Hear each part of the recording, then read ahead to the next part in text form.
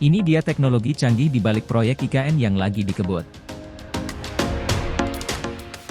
Kementerian Pekerjaan Umum dan Perumahan Rakyat, PUPR, memanfaatkan inovasi teknologi modular volumetric mobile box, MOBOX, dari PT Adikarya, Persero, Tbk dalam membangun sejumlah infrastruktur untuk hunian di Ibu Kota Nusantara, IKN. Pemanfaatan teknologi MOBOX yang berbentuk modular sangat sesuai untuk banyak tipe bangunan serta menggunakan sistem knockdown yang dapat memberikan efisiensi dalam proses konstruksi di lapangan. Kami terus berupaya menggunakan berbagai inovasi teknologi guna mempercepat pembangunan hunian di IKN.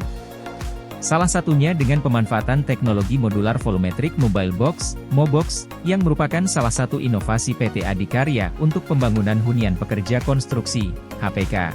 Ujar Direktur Jenderal Perumahan Kementerian PUPR Iwan Suprijanto pada kegiatan alumni mengajar pada seminar IKA Fakultas Teknik Universitas Brawijaya bertemakan teknologi modular volumetrik melalui Zoom Meeting, dikutip dari keterangan tertulis, Minggu, 24 Maret 2024.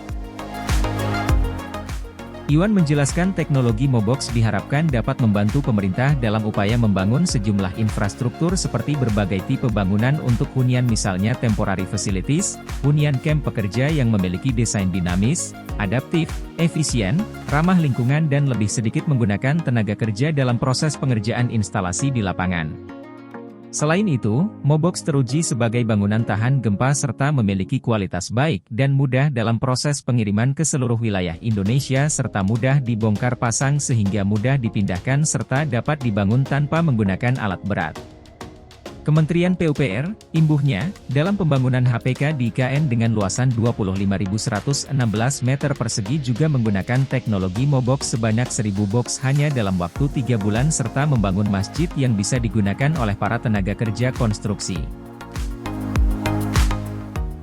Sebagai informasi, teknologi modular volumetric mobile box, MOBOX, dikembangkan oleh PT Adi Persada Gedung yang merupakan bagian dari PT Adikarya.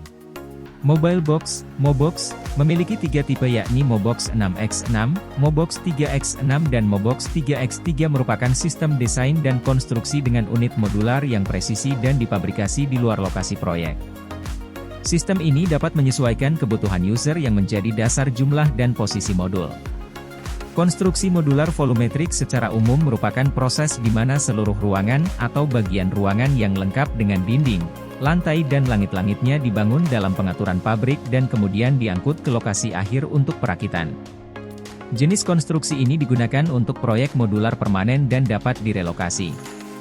Pembuatan modulnya dilaksanakan di luar lokasi dan pabrikasi di bawah kondisi pabrik yang terkendali serta memiliki kualitas yang seragam sesuai standar yang berlaku.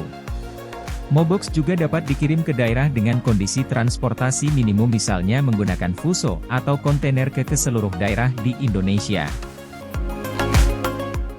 Proses instalasi MOBOX dapat dikombinasikan sesuai kebutuhan dan efisien dalam waktu dan biaya serta sedikit tenaga kerja, adaptif dengan situasi dinamis dan ramah lingkungan serta terjamin keamanan penggunanya karena mampu melalui uji gempa di Puslitbang Kementerian PUPR di Cilenyi dengan defleksi serata gempa 9 skala Richter, SR, dan tidak mengalami kerusakan. Saat ini kami telah memanfaatkan MOBOX ini dalam pembangunan hunian pekerja konstruksi, HPK, dan masjid di IKN. Kami berharap pemanfaatan inovasi ini menjadi bagian dari revolusi sektor konstruksi di Indonesia serta mendorong pemanfaatan teknologi produk dalam negeri dalam pembangunan infrastruktur di seluruh Indonesia, tutur Iwan.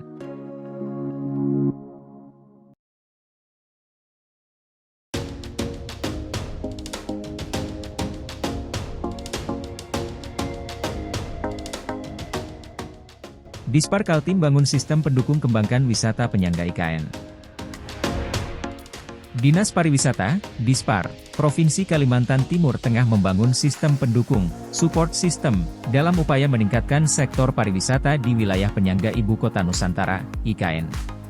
Sistem ini akan melibatkan kerjasama antara pemerintah provinsi dengan Dinas Pariwisata Kabupaten dan Kota setempat, terutama di Penajam Pasir Utara, PPU, Balikpapan, dan Kutai Kartanegara, yang akan menjadi penyangga utama IKN, kata Kepala Dinas Pariwisata Kalimantan Timur Ririn Sari Dewi di Samarinda, Jumat. Ririn menekankan pentingnya kolaborasi untuk memperbaiki infrastruktur pariwisata yang menjadi tanggung jawab pemerintah kabupaten dan kota. Kami akan mendukung pembinaan destinasi wisata dan pelatihan sumber daya manusia di sektor pariwisata, ujar Ririn. Ia juga menambahkan bahwa ada rencana untuk mengintegrasikan paket wisata yang menarik, dengan harga terjangkau, sebagai bagian dari strategi pemasaran. Dengan adanya migrasi penduduk yang bertahap ke IKN, pihaknya berharap akan terjadi peningkatan dalam urbanisasi dan frekuensi kunjungan ke daerah tersebut. Hal ini dianggap sebagai peluang sekaligus tantangan bagi pelaku wisata dan ekonomi kreatif di Kalimantan Timur. Kami berharap dapat memanfaatkan potensi ini untuk mengembangkan pariwisata yang berkelanjutan dan inklusif, tutur Ririn.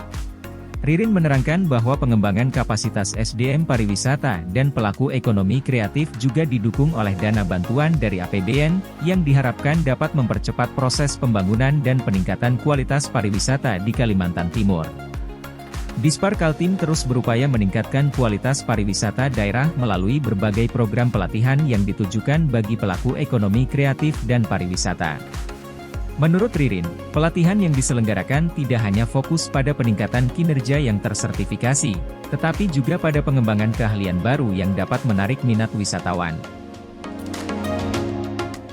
Kami telah mengadakan pelatihan barista dan arung jeram, serta berencana untuk mengadakan pelatihan kebudayaan di Kutai Barat, mengingat potensi wisata alam dan budaya yang dimiliki daerah tersebut, ujar Ririn. Hotel di Samarinda telah menjadi salah satu mitra strategis dalam upaya peningkatan kualitas layanan perhotelan di Kaltim.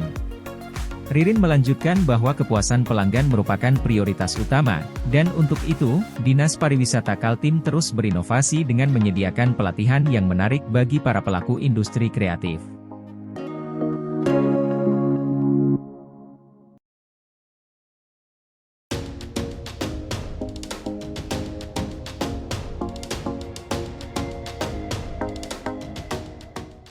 Masyarakat di IKN mau jual tanah harus persetujuan otorita. Kenapa?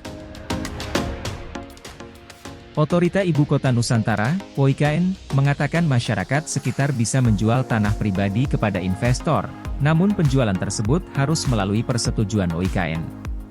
Apa alasannya? Awalnya, Sekretaris OIKN Ahmad Jaka Santos buka suara soal arahan Presiden Joko Widodo, Jokowi, yang menyatakan tanah di IKN bisa dijual ke investor. Ia menjelaskan pada prinsipnya ada sejumlah tanah yang memang berstatus area penggunaan lain, APL, milik masyarakat yang berada di IKN. Tanah-tanah itu memang bisa diperjualbelikan, tapi harus seizin OIKN agar sesuai dengan Rencana Detail Tata Ruang, RDTR, IKN Nusantara. Ada tanah yang memang berasal dari APL ya, area penggunaan lain. Itu yang tanah-tanah milik masyarakat, nah, itu boleh diperjualbelikan tapi dengan persetujuan OIKN. Supaya apa? Supaya dipastikan peruntukannya sesuai dengan RDTR yang ada, ucap Jaka, sapaan karibnya, di kantor Gedung Ombudsman RI, Karet Kuningan, Jakarta Selatan, Rabu, 20 Maret 2024. Jaka menuturkan OIKN memiliki kewenangan untuk mengawasi penggunaan lahan di IKN. Masyarakat yang ingin menjual lahan harus menawarkan tanah itu dulu kepada OIKN. Hal ini dilakukan agar OIKN bisa mengecek jika lahan tersebut memang diperlukan untuk pembangunan IKN. Jika tidak dibutuhkan, maka masyarakat boleh menjual lahan tersebut. Namun, jika diperlukan, OIKN akan membeli tanah tersebut dengan harga rasional. Kalau tanah milik masyarakat boleh dijual, tapi dia kalau mau jual sama orang lain dia harus nawarin otorita dulu. Otorita perlu enggak tanah ini untuk pembangunan?